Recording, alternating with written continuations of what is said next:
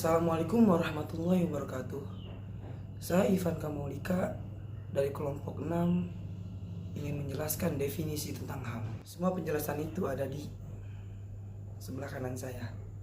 Semuanya terpampang di sini, definisinya di sini. Dan kalian bisa pause atau screenshot agar lebih paham untuk dipahami. Saya akan bacakan definisi HAM. Istilah HAM itu terdiri dari 3 kata, yaitu hak, asasi, dan manusia. Hak artinya berasal dari bahasa Arab haqqa, yahiqu, haqqon, yang artinya benar, pasti, nyata, tetap, dan wajib. Karena itu, hak adalah kewenangan, kewajiban untuk melakukan atau tidak melakukan sesuatu. Kata asasi berasal dari kata asa, yausa, asa-asaan, yang artinya membangun, mendirikan, atau bisa dimaksud dengan kata asal, asas, pangkal dasar. Dan karena itu asasi adalah segala sesuatu yang bersifat mendasar dan fundamental, yang selalu melekat pada objeknya. Dan yang ketiga yaitu manusia, kata manusia. Kata manusia itu berasal dari kata Indonesia yang artinya umat atau ciptaan Tuhan yang berakal budi. Untuk definisi secara umum yaitu hak yang melekat pada diri manusia sejak ia lahir, dan tanpa hak itu manusia tidak dapat hidup layak sebagai manusia. HAM dalam pengertian hukum tidak dapat dipisahkan dari eksistensi pribadi manusia itu sendiri, bahkan tidak dapat dicabut oleh suatu kekuasaan atau oleh sebab-sebab lainnya, karena manusia dapat kehilangan martabatnya. Untuk pembahasan selanjutnya akan dijelaskan oleh teman saya tentang definisi dari beberapa tokoh. Assalamualaikum warahmatullahi wabarakatuh. Kenalkan, nama saya Muhammad Farid Maulana. Sini saya akan menjelaskan tentang HAM. HAM, definisi dari beberapa tokoh tentang HAM. Yang pertama itu dari John Locke. HAM adalah hak yang dibawa sejak lahir, yang secara kodrat melekat pada setiap manusia dan tidak dapat diganggu gugat atau bersifatnya mutlak. Yang kedua, Kontejero Purba Pernoto tahun 1976. HAM adalah hak yang bersifat asasi, artinya hak-hak yang dimiliki manusia menurut kodratnya yang tidak dapat dipisahkan dari hakikatnya sehingga sifatnya suci.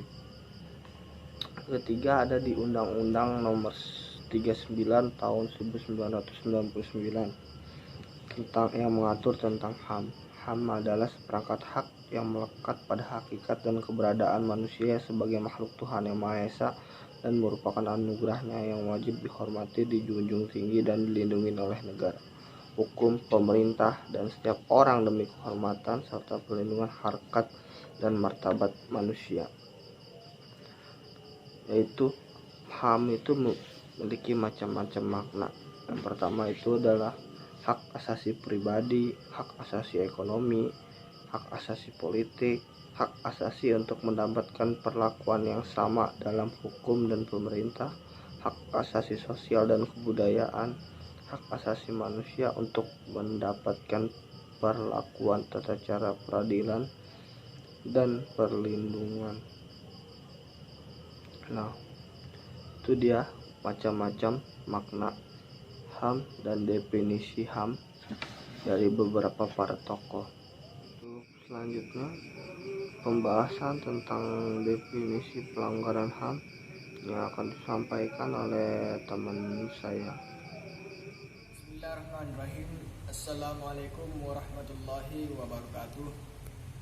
Nama saya Ahmad Razali Nasution dari kelas TPLM 013.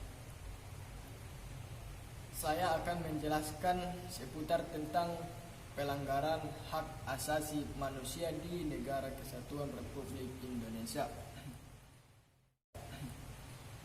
Adapun definisi dari pelanggaran hak asasi manusia sendiri adalah setiap perbuatan yang secara umum melawan hukum, mengurangi, menghalangi, membatasi, atau mencabut hak asasi manusia itu sendiri. Menurut Undang-Undang Republik Indonesia Nomor 39 Tahun 1999. Nah, itu adalah seputar dari definisi pelanggaran HAM. Seterusnya, adapun faktor-faktor yang menyebabkan terjadinya pelanggaran hak asasi manusia di Negara Kesatuan Republik Indonesia ini adalah: pertama, masih belum adanya kesepahaman pada tataran konsep hak asasi manusia. Yang kedua, adanya pandangan hak asasi manusia bersifat individualistik yang akan mengancam kepentingan umum. Yang ketiga, kurang berfungsinya lembaga-lembaga penegak hukum di negara Republik Indonesia. Yang keempat, sekaligus yang terakhir adalah pemahaman belum merata tentang hak asasi manusia. Nah, itu adalah seputar tentang dari definisi hak asasi manusia dan faktor-faktor penyebab terjadinya pelanggaran HAM di negara Republik Indonesia ini. Pembahasan selanjutnya akan disampaikan oleh kawan saya tentang jenis-jenis pelanggaran HAM dan lembaga-lembaga perlindungan. Warahmatullahi wabarakatuh. Saya Aldo Solan dari kelompok 6 ingin menjelaskan tentang jenis-jenis pelanggaran HAM. Kasus pelanggaran HAM ringan. Pelanggaran HAM ringan sendiri sering dilakukan orang tetapi tidak dirasakan sebagai pelanggaran. Pelanggaran ringan tersebut terkait dengan pola budaya dan kebiasaan masyarakat Indonesia. Pelanggaran HAM berat. Menurut Undang-Undang Nomor 26 Tahun 2000 Pasal 7, pelanggaran HAM berat terhadap HAM tersebut adalah kejahatan yang termasuk dalam genosida dan kejahatan manusia. Kita sendiri tahu, pelanggaran HAM terbesar di Indonesia terjadi pada tahun 1965. Di mana di situ ada pemberontakan G30 SPKI. Pemerintah bilang PKI dilarang, komunis dilarang, lalu pemerintah bersama Ormas memburu orang PKI. LSM sendiri mengatakan 500 sampai 1 juta orang Indonesia dibunuh dan disiksa terlebih dahulu tanpa melewati fase persidangan. Yang kedua, lembaga-lembaga perlindungan HAM. Ada 8 lembaga perlindungan HAM di Indonesia: Kepolisian, Kejaksaan, Komnas HAM, Pengadilan HAM di Indonesia, Lembaga Bantuan Hukum atau LBH, YLBHI atau Lembaga atau Yayasan Lembaga Bantuan Hukum Indonesia, Biro Konsultasi dan Bantuan Hukum, dan Komnas Anak. Sekian dari saya, terima kasih. Sekian pembahasan tentang HAM yang bisa kelompok kami sampaikan. Kurang lebihnya mohon maaf. Wabillahi taufiq wal hidayah. Assalamualaikum warahmatullahi wabarakatuh.